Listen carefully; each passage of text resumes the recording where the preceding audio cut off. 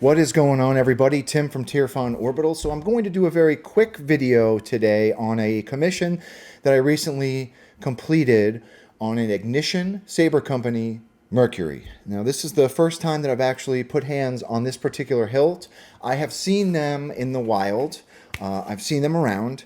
And I'm no stranger to the Ignition line. So the Subversion from Ignition Saber Company is a crystal reveal hilt that I've talked at length about how amazing the machining is. It's just a superbly unique, uniquely designed hilt. I believe Gary Morris had a part to play in the design, or it's based on one of his early designs. Regardless, this is from the same company.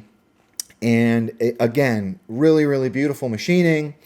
It is a very, I feel like calling it simple it would be discounting the hilt. It is a simply beautiful hilt.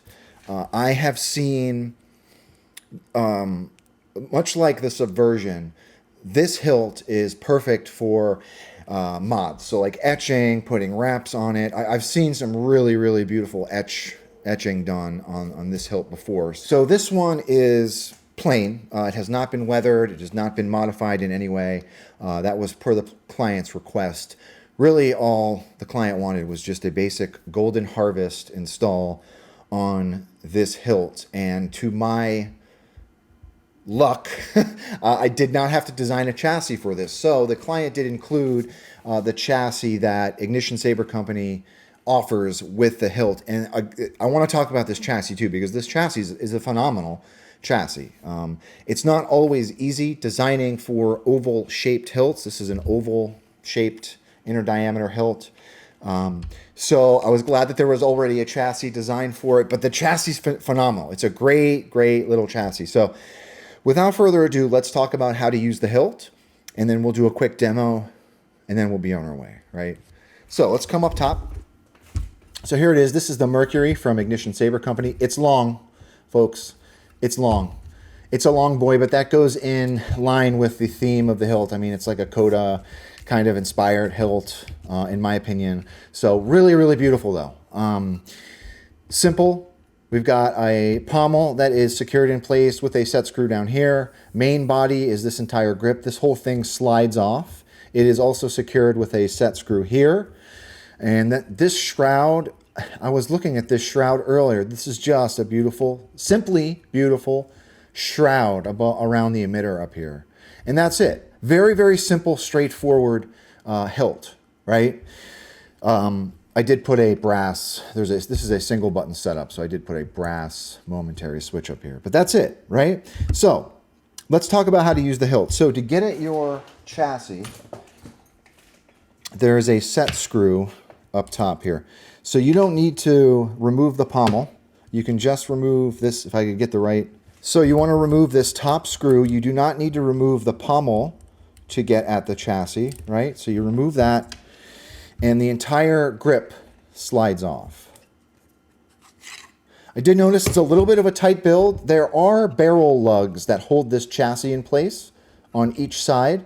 And they do butt right up against the inside of the hilt, which is fine. At least it's metal and not scratching the chassis itself, right? So this is the chassis. This thing is just beautiful. Really, really nicely designed chassis, in my opinion. Again, it's not easy to design chassis for oval hilts. You've got to allow for, space with the speaker. So it's what I appreciate about this, actually, now that I'm down here, I appreciate that this speaker is kicked at an angle. I'm noticing that people are making complaints about the most recent Saber Bay Dark Saber chassis and how the speaker just points directly at the inside of the hilt. Having it kicked down towards the pommel like that, even if it's just a little bit, makes a huge difference in my opinion, right? But easy to build on, plenty of room in here. I do love that there's like a door incorporated to protect the board. Just a great, phenomenal chassis, right? There are two threaded rods inside of here. So they thread into the upper emitter, and then they go into the hilt, and they go into the chassis, and that chassis secures with those two barrel lugs. right? Nice and easy. So here's the Golden Harvest. It's been a while since I've done a Golden Harvest, and I'm now reminded of why it's just a great little board, right? So once you've got your grip off, spring side is your negative. You want to take the flat part of your battery, put it in the chassis. There is no kill switch in this build, so when you put your battery in, it is effectively on. You are the kill switch. Slide your grip on, and then you can put your set screw back in. Let's get on camera here, guys. So it's so long here. Okay. All right, let's come down here. So yeah, it's like I said, it's been a while. It's been a minute since I've done a Golden Harvest board, and just a fantastic little board. Going from a CFX install to this Golden Harvest was like night and day, because on Golden Harvest soundboards, the pads to solder to are gigantic. I mean, it's like a football field compared to the pads on CFX. So really, really nice build. I set this up with just the stock font packages that come from, I believe it's Plector or Golden Harvest. Single button setup, so all of that applies. So to edit configs and all of that, you're just going to get to your SD card. All right, so let's put a blade in it and do a quick demo. So this is a 1-inch blade holder. You want to just slide your blade down into the emitter so it's resting on those PCB pins. And then you tighten this top set screw. This bottom set screw is holding the PCB emitter in place, so don't unscrew that. Let me get the right size Allen key here. Okay, and then you're ready to go. So one tap of the main is to activate.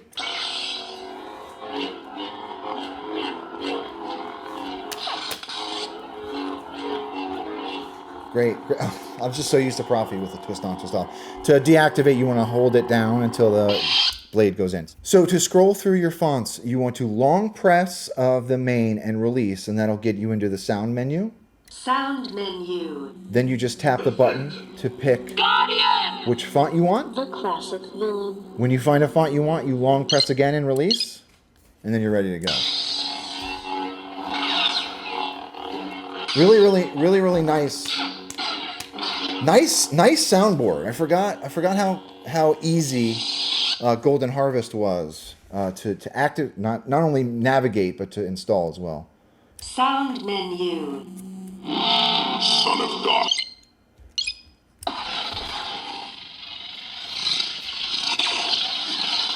So I have not edited any of the blade styles. I have not edited any of the blade styles on this config yet. I'll just leave that up to you, the client, to do as you see fit.